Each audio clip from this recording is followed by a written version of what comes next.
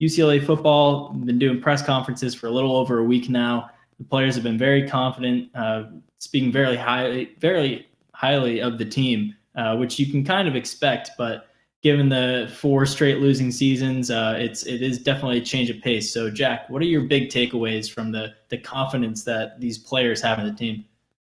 Right. Sam, you and I have been to almost all the press conferences so far. Chip Kelly's spoken a few times. They've had a lot of guys coming through, and everything's the same. We're confident our guys are going to be killers out there. They're going to attack, attack, attack.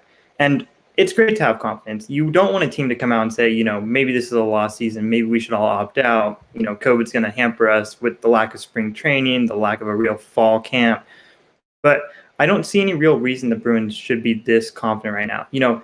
Get a big win in Colorado, come follow it up with the win against Utah Friday night at home, then yeah, I understand it. 2-0 to start the season would be huge for them. But it would be nice to see the Bruins be a little bit more humble.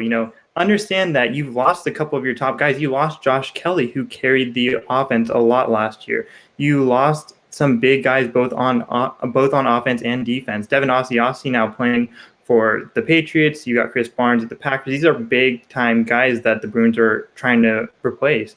And with the only 4 or 5 weeks of training camp before the start of the season, you might want to take a little step back, look at some history, and say, yes, we are confident this season should be good, but we have to understand that we have to prove it now. And while they're talking the talk, we need to see them walk the walk. Yeah, I mean, I think we all know that UCLA is not a favorite to win the Pac-12 or really the Pac-12 South. There are other competitors who are more highly regarded, and I think we all understand that even with UCLA's confidence.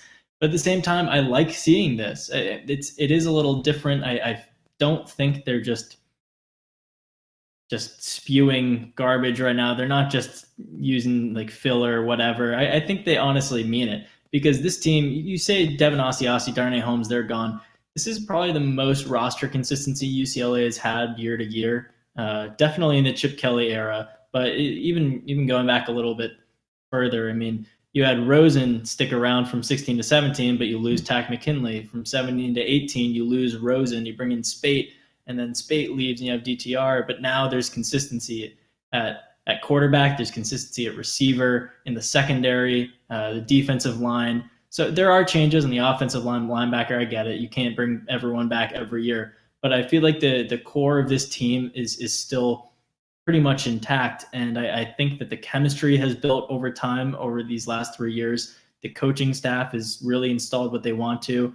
And the biggest issue of last year's team, the defense, is getting kind of a rude awakening. And I like to see that from Coach Brian Norwood and the different packages they're using. And everything we hear out of this team is that the defense is aggressive. They're hunting for the ball. They're playing up tight on the line of scrimmage in practice, which you love to see, because last year, whether it was against Washington State or against Oklahoma, they're just sagging off so much on the sidelines and just giving up ridiculous 12-yard plays every single time, and you can't do that. So the fact that there is consistency on the roster, there are pointed and well thought out changes on the defensive side of the ball, and just overall maturity and growth, I think that maybe even if the team doesn't take a huge leap when it comes to record and winning, there is some reason to kind of believe that this team can do something new. And I just want to say, if you're watching live and you have some thoughts, if you agree, disagree, feel free to add something in the chat, ask us a question, leave your opinion. We're happy to talk about it. But Jack, what do you think about the changes this team has made? And do you think that's something that's kind of fueling that confidence? Right. It's not hard for this defense to get better. Last year was pretty rough. They are one of the first ones to admit that. But everyone has talked very highly of both the defensive aggression and Coach Norwood. Coach Norwood, coming over from Navy, they've said that he is a game changer. And they're really shifting the defense to more focus on his strengths, too. They've talked about going to a lot more 4-2-5 this year, putting in some extra guys, extra defensive backs to trying to stop some of the air attacks from some of these good Pac-12 quarterbacks. I mean, you see like guys like Keaton Slovis, Jane Daniels, they're only going to get better this year. Guys are really emphasizing just how the defense is attacking everything. And a big thing with that, like you mentioned, is the chemistry. every guy out there has smiled every single time we've done a press conference. I mean, we talked to the tight ends today. They were talking about how they were bonding over growing mustaches already. Talked to the wide receivers a few days ago. They were both super happy. They said the wide receiver group is great. Everyone is just complimenting everyone. And it's really good to see a bonded team, a team that has a lot of chemistry, a team that really looks like they're going to go out there and fight for each other. Now, will that matter in the result? That's to be seen. I'm not sure exactly how much chemistry can do for you as opposed to, talent, as opposed to hard work on the practice field, but at least that is a huge positive for the Bruins. I don't know, Sam, is there anything else that I'm missing that you've really seen to stand out from these guys so far? Yeah, I mean, talking about the confidence, there have been some pretty bold claims, and you can see that as being cocky, or you can see it as being confident. And I think what Dimitri Felton said last week, he said when he was asked if he ever considered either transferring when the Pac-12 said they weren't going to play, or declaring early for the draft and taking the season off. He said he wanted to have another year at UCLA to see what the team can put together, and that they're really close to going off and showing something to the world.